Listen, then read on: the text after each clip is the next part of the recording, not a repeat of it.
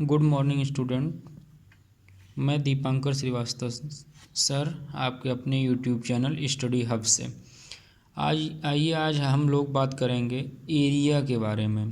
पिछले वीडियो में हमने बात किया था पेरीमीटर के बारे में। पेरीमीटर आप लोग समझ ही गए हैं। अब आज बात करते हैं एरिया के बारे में। एरिया क्या होता है, सबसे पहले हम ये समझ लेते हैं। एरिया जो होता है वो space occupy by an object, यानी किसी भी वस्तु के द्वारा जो स्पेस ऑक्यूपाई किया जाता है उसे हम कहते हैं उसका एरिया। जैसे एग्जांपल के तौर पे हम समझते हैं, जैसे ये कोई आकृति है, कोई फिगर है, मान लीजिए रेक्टेंगल है ये, तो इसके द्वारा ये जो स्पेस कवर किया गया है ये इसका एरिया कहलाएगा। जबकि पेरीमीटर में हमने पिछले वीडियो में बताया था कि ये मेजरमेंट ऑफ बाउंड्री होता है। दोनों में डिफरेंस यही है कि ये सिर्फ और सिर्फ इसके बाउंड्री की लेंथ होती थी जो कि पेरीमीटर कहलाती थी। और जब कोई बॉडी के अंदर की बात की जाए जो कि ये स्पेस घेरती है उसे हम लोग कहते हैं उसका एरिया। जैसे सपोज कीजिए कोई बुक रखी हुई है, तो ये बुक जितनी जगह में रखी हुई होती है, यानी इसके द्वारा जितनी जगह घेरी जाती है रखने पर, वही उसका एरिया कहलाता है। अरे भाई सिंपल सी बात है। एरिया का मतलब होता है कि कोई भी वस्तु, चाहे बुक हो, टेबल हो, कुर्सी हो, मेज हो या चटाई हो, कुछ भी हो, जो वो जहाँ पे रखी जाती है तो उसके द्वारा कुछ एरिया कवर किया जाता है, यानी स्थान घेरा जाता है, तो वो उसका एरिया कहलाता है। तो इसके बाद एरिया को हम जान लेते हैं, हिंदी में क्षेत्रफल कहते हैं। एरिया को हिंदी में क्षेत्रफल भी कहते हैं।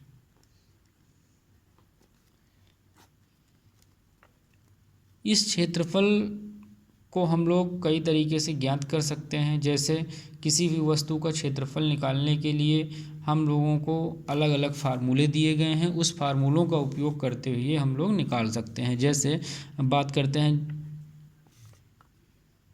रेक्टेंगल के एरिया का, तो जो एरिया ऑफ रेक्टेंगल होता है, एरिया ऑफ रेक्टेंगल, ये होता है length into breadth, where L for length, where L for length and V for breadth होता है। और इसकी जो यूनिट होती है ये बहुत इम्पोर्टेंट है, हमेशा इसकी यूनिट स्क्वायर में आती है। स्क्वायर के बाद यहाँ पे चाहे जो होगा सेंटीमीटर, मीटर, मिलीमीटर, जो भी होगा वो इस तरीके से स्क्वायर सेंटीमीटर में रहेगा।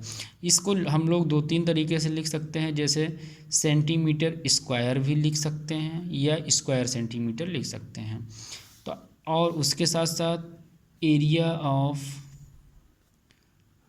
स्क्वायर, अगर हमको स्क्वायर का एरिया निकालना है तो हम लोग इसको लिखते हैं साइड का होल स्क्वायर, या इसको हम लोग साइड इंटू साइड भी लिख सकते हैं।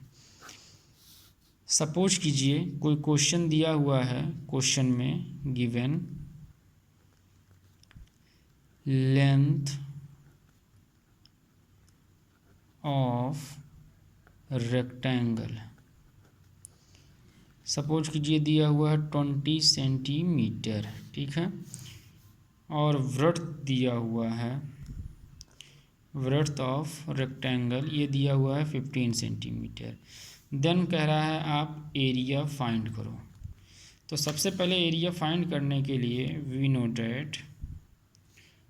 नो डैट हम जानते हैं कि क्या जानते हैं, A of rectangle, A for area है यहाँ पे, area of rectangle equals to length into breadth, और यहाँ पे लेंथ हमारी है 20 सेंटीमीटर और into 15 centimetre.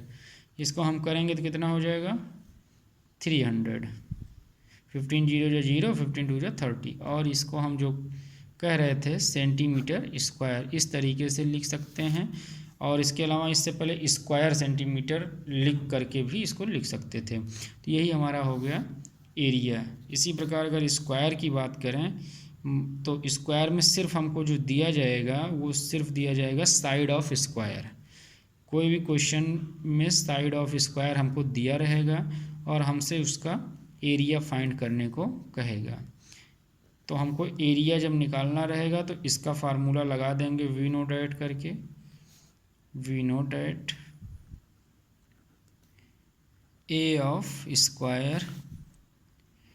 We naught at का मतलब होता है हम जानते हैं कि एरिया ऑफ स्क्वायर या वर्ग का क्षेत्रफल साइड का क्या होता है, होल स्क्वायर या 2 बार साइड इंटू साइड। तो इसका साइड 5 सेंटीमीटर दिया है तो इसका होल स्क्वायर कर देंगे, या 5 को 2 बार मल्टीप्लाई कर देंगे 5 को, तो ये हो जाएगा 25 और सेंटीमीटर का स्क्वायर।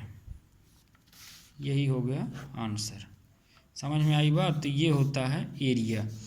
अब एक बार फिर से देख लीजिए, एरिया जो होता है वो होता है space occupied by an object, यानी एरिया जो होता है वो किसी भी बॉडी के द्वारा जहाँ पे वो बॉडी रखी जाती है तो वो कोई स्थान घेरती है, तो जो वो स्थान घेरती है वही उस स्थान ही उसका एरिया हो जाता है।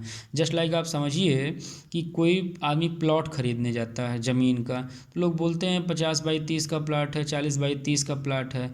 तो जो 50 बाई 30 बोलते हैं उसका मतलब है कि वो 50 फीट लंबा या 50 मीटर लंबा, जो भी यूनिट उस समय चल रही हो, तो और 30 फीट चौड़ा, तो उसकी लंबाई और चौड़ाई दी हुई होती है आपको। तो वो जो 50 फीट और 30 फीट की बात कही जाती है वो तो उसकी लेंथ चारों तरफ की मीजर करके जब आप देखते हैं तो वो तो उसका पेरीमीटर हो जाता है। लेकिन 50 बाई 30 के प्लॉट का मतलब क्या हुआ कि 50 बाई 30 का मतलब हुआ 50 इंटू 30। अगर फिट में बात हो रही है तो फिट 50 इंटू 30 का प्लॉट है कोई, तो इसका मतलब हुआ कि कोई प्लॉट है जिसकी लेंथ 50 फीट है और चौड़ाई 30 फीट है, ऐसा प्लॉट है। तो हम ये कहते हैं कि इसका जो ज़मीन होगा, मतलब इसका जो एरिया होगा अंदर का इंक्लूडेड भाग, क्योंकि 50 बाई 30 तो इसकी बाउंड्री है ना, तो बाउंड्री के अंदर का जो स्पेस होगा वही ना एरिया होगा। तो 50 बाई 30 यानी 50 इंटू 30 इज इक्वल्स टू 1500 या 1500 स्क्वायर फीट, यानी जो इसका एरिया होगा, इसका अंदर का जो ये कवर्ड पोर्शन होगा, ये हमारा 1500 स्क्वायर फीट का होगा, 1500 स्क्वायर फीट का होगा। तो यही एरिया होती है। सपोज कीजिए यही पेन ही है, तो ये पेन हमने रख दिया है, तो इस पेन के द्वारा जितना स्पेस ऑक्यूपाई किया गया है वो उसका एरिया हुआ। या ये काफ़ी रखी है, कागज़ रखा है, तो इसके द्वारा ये जितना चारों तरफ का स्पेस कवर किया गया है यही इसका एरिया होता है। तो हमारे ख्याल से आपको एरिया समझ में आ गया होगा। और इसी एरिया के विहाप पे, पेरीमीटर के विहाप पे हम आपको 1-2 क्वेश्चंस और करा देंगे जिससे आपको ये चीज़ पूरी तरीके से समझ में आ जाएगी। एरिया बहुत सारी चीज़ों का होता है। एरिया में आप कई सारी चीज़ें देख सकते हैं, कई सारे फार्मूले होते हैं उसके, हम आपको दिखाते हैं। ये देखिए, ये अलग अलग प्रकार के फार्मूले दिए गए हैं, आप इसको चाहिए तो नोट कर लीजिए, मैं आपको बताता चल रहा हूँ। जैसे आयत का क्षेत्रफल बराबर दिया हुआ है लंबाई गुणे चौड़ाई, तो ये आप अगर CBSE बोर्ड के हैं तो आयत का क्षेत्रफल मतलब एरिया ऑफ रेक्टेंगल दिया गया है। एरिया ऑफ रेक्टेंगल आप लिखते रहिए अगर नोट करना हो। एरिया ऑफ रेक्टेंगल ये दिया गया है लेंथ इंटू ब्रेड्थ। और यूपी बोर्ड वाले या CBSE बोर्ड, यूपी बोर्ड वाले हिंदी में ही लिख सकते हैं। इसके साथ ही नीचे लंबाई इक्वल्स टू निकला है, तो ये तो इसी फार्मूले से आप निकाल लेंगे। जैसे यहाँ L की वैल्यू निकालेंगे तो ब्रेड्थ इसके साथ मल्टीप्लाई में है, तो ये इस तरफ जाएगा तो डिवीजन में हो जाएगा। इस तरीके से लंबाई चौड़ाई आप निकाल सकते हैं। ये आयत का परिमाप तो हमने ये पिछले वीडियो में आपको बता ही दिया था, perimeter of rectangle 2L + B होता है। इसके अलावा वर्ग का क्षेत्रफल यानी एरिया ऑफ स्क्वायर, ये हमने अभी बताया है कि साइड का स्क्वायर होता है, तो ये साइड का स्क्वायर या भुजा का स्क्वायर हिंदी में बोलते हैं। इसके बाद ये एक और फार्मूला इसका होता है, मान लीजिए आपको विकर्ण दिया हुआ हो, तो विकर्ण निकालने का मतलब ये होता है कि जैसे ये एक रेक्टेंगल है सपोज करिए, तो ये इसके ये 2 विकर्ण होते हैं, तो अगर ये दिया हुआ है तो इसका फार्मूला हो जाता है हाफ इंटू विकर्ण का स्क्वायर। इसके बाद वर्ग का विकर्ण निकालना हो तो उसका एक फार्मूला होता है √2 इंटू साइड, तो ये फार्मूला आपको याद रखना होगा। ऐसे ही ये बड़ा इंपॉर्टेंट फार्मूला है, कमरे के चारों दीवारों का क्षेत्रफल, ये होता है 2 into L plus B into height, L plus B एक ब्रैकेट में रहेगा फिर इंटू हाइट। ऐसे ही ट्रायंगल का area, area of triangle, area of triangle में half into base into height, CBSE board वाले अगर हैं तो half into base into height ऐसे बोल सकते हैं। इसके अलावा त्रिभुज के क्षेत्रफल में ही होता है विषम बाहु, जिसको स्केलन ट्रायंगल बोलते हैं, उसका जब हम क्षेत्रफल निकालते हैं, एरिया निकालते हैं, तो ये हो जाता है रूट में S into S minus A, S minus B, S minus C. तो ये सब आगे जब क्वेश्चन हम कराएंगे तो बताएंगे, फिलहाल आप फार्मूला अगर नोट कर रहे हो तो इसको नोट कर लीजिए, ये आपके काम आएगा। ऐसे ही समबाहु त्रिभुज का क्षेत्रफल है, समबाहु मतलब समबाहु त्रिभुज का मतलब होता है जिसकी भुजाएं इक्वल हों, यानी इक्विलेटरल ट्रायंगल जो होता है, तो इसका होता है √3/4 इंटू साइड स्क्वायर, ये इसका एरिया होता है। इसी तरीके से ए भुजा वाले समबाहु त्रिभुज के अंतःवृत्त की त्रिज्या a/2√3 होती है, तो इसको भी आप याद कर सकते हैं। इसी तरीके से ये कई सारे फार्मूले हैं, अगर आप इसको लिखना चाह रहे हैं तो लिख लीजिए, दिखाई पड़ रहा है वीडियो में, आप लोग इसको देख करके और लिख लीजिए। इसी तरीके से आगे वृत्त का क्षेत्रफल है πr², यहाँ ध्यान देना है पाई की वैल्यू फिक्स होती है जो कि 22/7 होती है, अथवा इसको हम डेसिमल में अगर कन्वर्ट करेंगे तो 3.14 होती है। इसके बाद ऐसे ही हाफ सर्किल का एरिया वही πr² में हाफ हो जाएगा। तो ये सभी फार्मूले हैं, अगर आप इसको लिखना चाह रहे हैं तो मैं वीडियो को पॉज करके और इसको आप कायदे से लिख सकते हैं। क्षेत्रफल आपको क्लियर हो गया होगा। एक बार फिर अंत में हम ये बता देते हैं, क्षेत्रफल जो होता है उसको एरिया कहते हैं। एरिया किसी भी बॉडी के द्वारा ऑक्यूपाई किया गया, वो उसका स्थान जितना ऑक्यूपाई वो करता है वही उसका एरिया कहलाता है। यानी कोई वस्तु जितनी दूर भर में रखी जाती है या जितना जगह घेरती है वही उसका एरिया हो जाता है। जबकि उसके बाउंड्री के चारों तरफ की मेजरमेंट को जब हम करते हैं तो वो उसका पेरीमीटर कहलाता है। पेरीमीटर मेजरमेंट ऑफ बाउंड्री होता है, एरिया किसी भी वस्तु को द्वारा घेरा गया वह जगह होता है, उसे एरिया कहते हैं। ये सभी एरिया से रिलेटेड कुछ फार्मूले हैं जिसका उपयोग हम न्यूमेरिकल को लगाते समय करेंगे।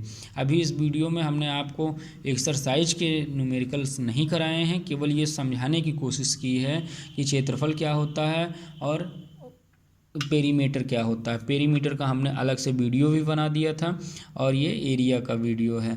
तो हमको लगता है कि आपको ये सारी बातें क्लियर हो गई हैं।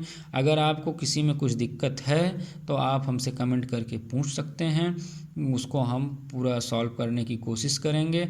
और एक बात आप लोग जान लीजिए, कुछ दिक्कत नहीं है पढ़ने में, कुछ नहीं, आप वीडियो को देखते रहिए, बहुत मज़ा आएगा आपको, क्योंकि सारी चीज़ें हम एक एक चीज़ क्लियर करके चलते रहेंगे। इसमें कहीं कोई आपको समस्या नहीं आएगी, आप हमसे पूछ भी सकते हैं सारी चीज़ें, और हम आगे कोशिश करेंगे कि वीडियो बना करके अपलोड आप लोगों के लिए करते रहें। इस कोरोना जैसे महामारी में जब आपका विद्यालय नहीं चल रहा है तो ऑनलाइन आप पढ़ाई करते रहिए, और ये पढ़ाई आपको पूरी तरीके से ट्यूशन में जैसे पढ़ाई होती है उस तरीके का फील आएगा। इसलिए आप जो है इसको सब्सक्राइब कर लीजिए, सब्सक्राइब करने के बाद बेल आइकन भी दबा दीजिए जिससे सभी नोटिफिकेशन आपको मिलते रहें। तो आज क्षेत्रफल यहीं पे हम लोग समाप्त करते हैं, लेकिन क्षेत्रफल से रिलेटेड कुछ न्यूमेरिकल्स और पेरीमीटर से रिलेटेड कुछ न्यूमेरिकल्स हम कल फिर से करेंगे। धन्यवाद।